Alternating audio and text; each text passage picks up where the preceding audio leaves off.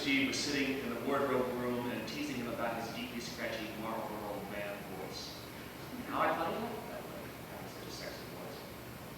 That seems like yesterday.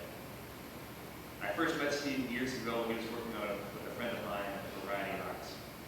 I was impressed with his dedication and knowledge, and then we jumped forward in time several years to a year in town. Most of these market had been working for me at this time.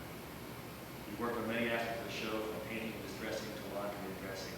It's not easy to face him. He moved from one job to the next with ease and grace. And when the time came that we needed to hire a new wardrobe supervisor, Steve immediately lived up to mine. I was quite pleased when he was hired to take over running the show.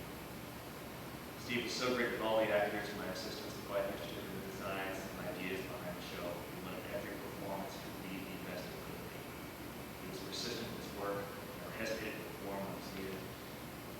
Alessandro needs to know that everyone genuinely liked Steve.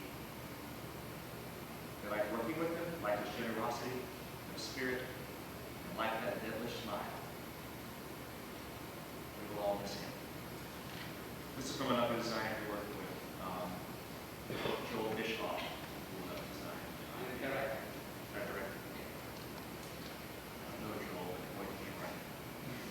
When I think of Steve, the first word that comes to my mind is intense. Intensely serious, intensely talented, intensely funny.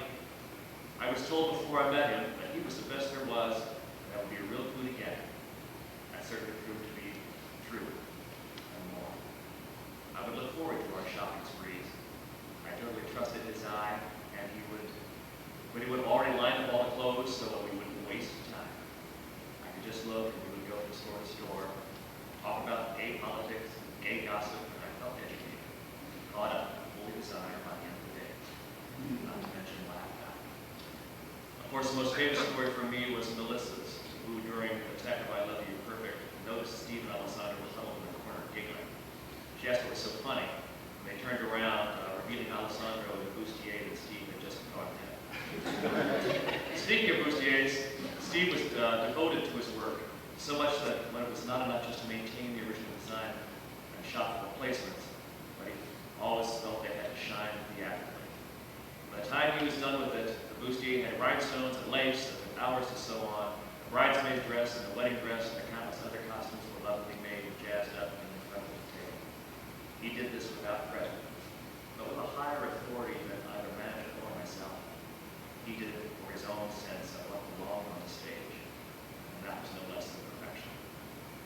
The design belonged to another, which costume also was very much his. Its look, its care, and the calm, quiet, efficient, solid block of consistency that each actor knew was waiting for them in the dark in those 5 seconds they had to make that change.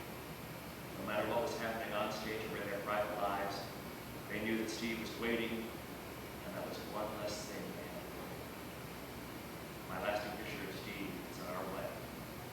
In addition to looking fabulous,